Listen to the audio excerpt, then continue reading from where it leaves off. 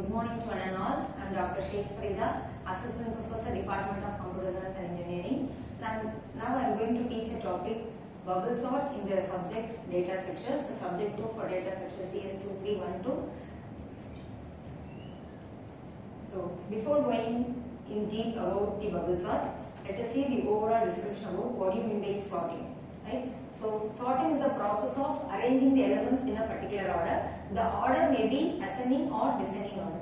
So sorting is nothing but process of arranging the elements in a particular order.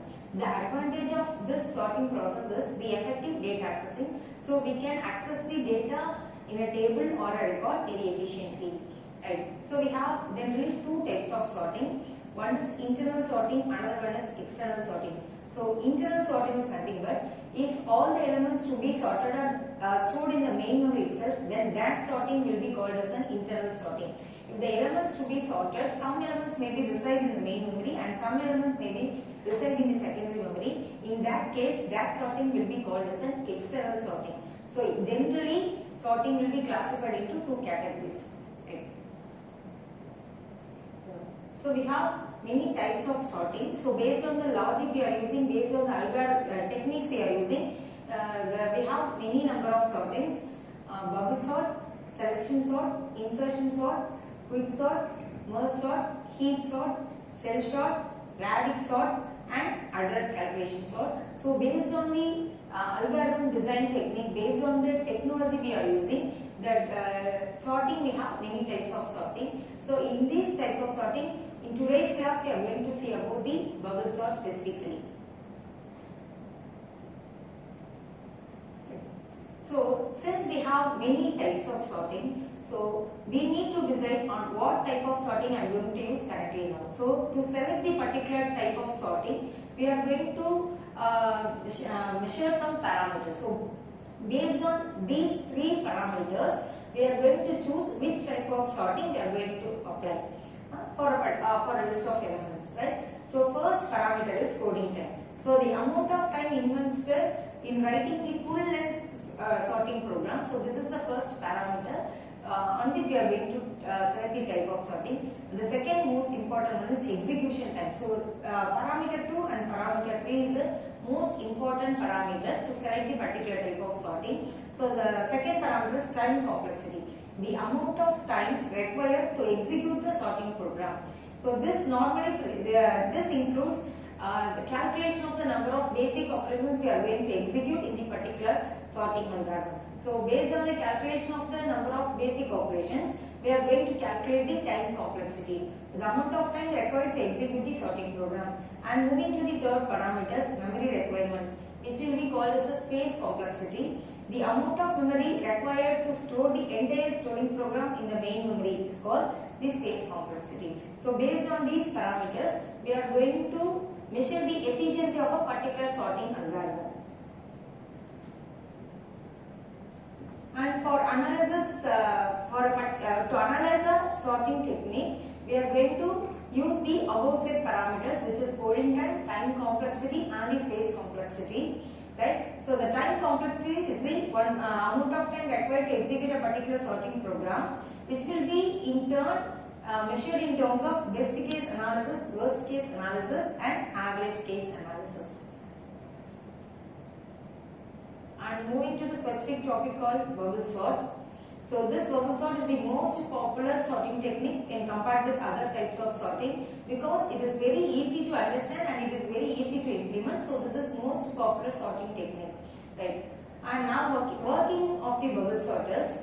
So the algorithm starts by comparing the element at the bottom of the array with the next element. The very first two elements are compared, right? If the first element is lesser than the second element, leave the element as it is.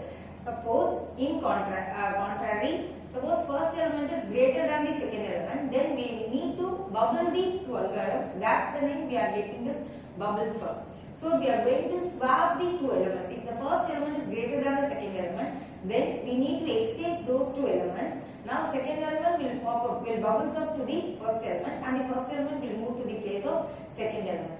So the algorithm starts by comparing the element at the bottom of the array, that is the very first element with the second element. If the first element is greater than the second element, then we we need to exchange those two elements. And this process is repeated for other elements also. It means that the second and third element is compared, and then third element and fourth element is compared. Consecutively, we need to do n minus 1 comparisons for the first pass. So pass number 1, we need to perform n minus 1 comparisons, right? So after performing the n minus 1 comparisons, the largest of all data items bubbles up to the top of the array. The largest element will move to its final position. It means that the largest element will occupy its final position at the end of pass 1. And the same after the pass 1, in pass 2 we are going to perform the n minus 2 comparison, that is one comparison lesser than the previous comparison. So in pass 1 we perform n minus 1 comparison. In pass 2 we are going to perform n minus 2 comparison because one element has reached its final position previously at the pass 1. So at pass 2 we are going to perform only n minus 2 comparison. Right? So the same process is going to perform in pass 2 also. Right? The first and second element at the bottom of the array will be compared with the next element. If the element at the bottom of the array is greater than the next element, then we need to do the exchange operation. Else we leave as it is.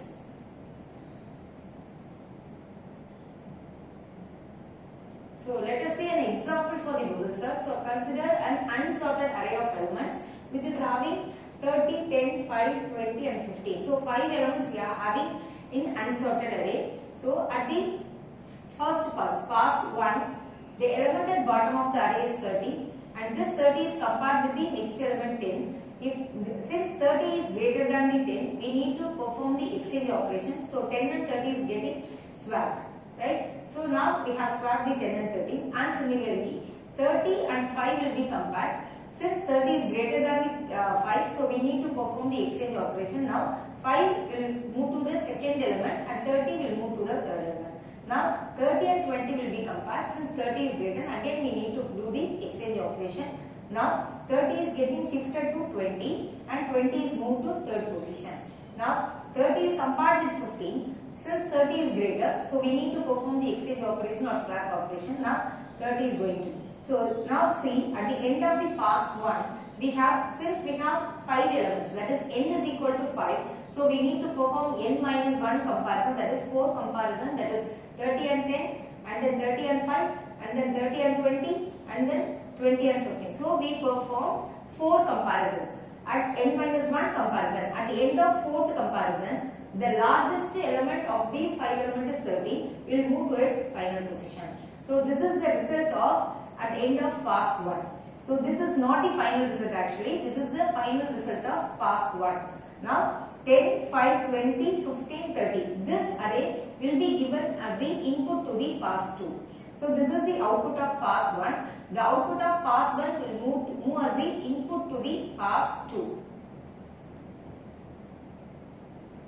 In pass 2, again the element at the bottom of the array will be compared with the next element. So element at the bottom of the array is 10. 10 is compared with 5. Since 10 is greater, we need to perform the exchange operation. Now 5 will move to its first position, that is bottom of the array. 10 will move to the second position. And now comparing 10 and 20, since 10 is smaller than the 20, we don't need to perform any exchange operation. We leave as it is. That is 10 stayed in the second position itself and 20 stayed in the third position. Now 20 and 15 will be compared. Since 20 is greater than 15, now 20 is we need to perform the exchange operation. Now 20 will move to the fourth position, 15 will move to the third position. Again we need to compare 20 and 30. Now 20 is compared with 30. Since 20 is lesser than the third element, we don't need to perform any exchange operation. So now we leave 20 and 30 as it is. Now at the end of pass 2, we can see that the second largest element, since 30 is the first largest element, will occupy its final position at pass 1.